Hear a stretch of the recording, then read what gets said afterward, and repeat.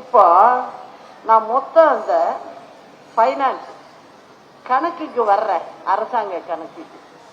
அதாவது எதுக்காக நான் இவங்க இதை சொல்றதெல்லாம் செய்ய முடியாதுன்னு சொல்றேன்னா, இப்ப திமுக கொடுத்திருக்க வாக்குறுதியில அவங்க கொடுத்த வாக்குறுதிப்படி செய்யணும்னா வருஷத்துக்கு 58,000 கோடி தேவைப்படுது எக்ஸ்ட்ரா. அதை இல்லாம இந்த டோக்கன் கொடுக்குறேங்கிறாங்கல்ல ஒரு முறை, அதுக்கு 30,000 கோடி தேவை ஆச்சா. அடுத்தது இந்த ஊருக்காரர் இருந்தாருல சிஎம்மா, அவரு என்ன கொடுக்குறாருன்னு பாருங்க.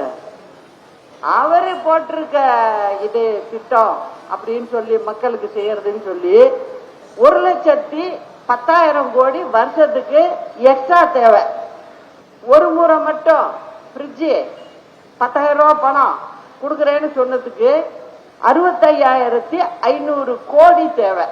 இப்ப புதுசா வந்திருக்க பையன், அவரை நான் தப்பு சொல்ல மாட்டேன், ஏன்னா அரசாங்கத்தை நடத்தினவர், அதனால அவருக்கு தெரியறதுக்கு வாய்ப்பு இல்லை. இந்த 2 பேரும் அரசாங்கத்துல நடத்தினவங்க, ஒருத்தர் நடத்திக்கிட்டு இருக்கவரு, ஒருத்தர் நடத்தினவங்க. இவங்களே இப்படி சொல்லும் போது அவங்க புதுசா வந்தவங்கள நான் சொல்றதுல அர்த்தமே இல்லை. காரணம் என்னன்னா, அவங்க பாருங்க, இது எக்ஸ்ட்ரா 1,84,000 கோடி. அப்போ அவங்கள நான் தப்பே சொல்ல மாட்டேன். காரணம் என்னன்னா, அவங்க ஏற்கனவே முதலமைச்சராக இருந்தவங்க இல்ல, அரசாங்க கணக்கு வழக்குகள் என்னன்னு தெரியாது. இவங்கெல்லாம் கொடுத்துருக்காங்க, நம்ம கொஞ்சம் கூட போட்டு கொடுப்போம் அப்படிங்கிற எண்ணத்துல கொடுத்துருக்காங்க. அதை நம்ம பெருசா எடுத்துக்க வேண்டியதில்லை.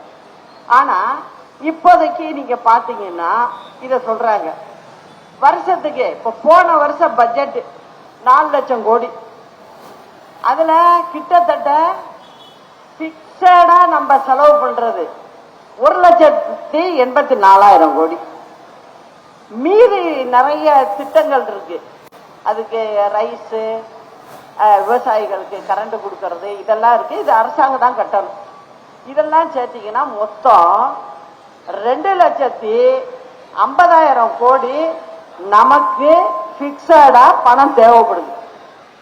அப்ப 4 லட்சம் கோடியில மீதி எவ்வளவு இருக்குன்னு நீங்களே பாருங்க. அதுதான் தமிழ்நாடு முழுவதும் எல்லா திட்டத்துக்கும் கொடுக்கணும். இது செய்ய முடியுமா? செய்ய முடியாது. எதுக்காக இந்த பொய்ய போய் மக்கள்கிட்ட நீங்க சொல்றீங்க அப்படிங்கறதா என்னோட கேள்வி.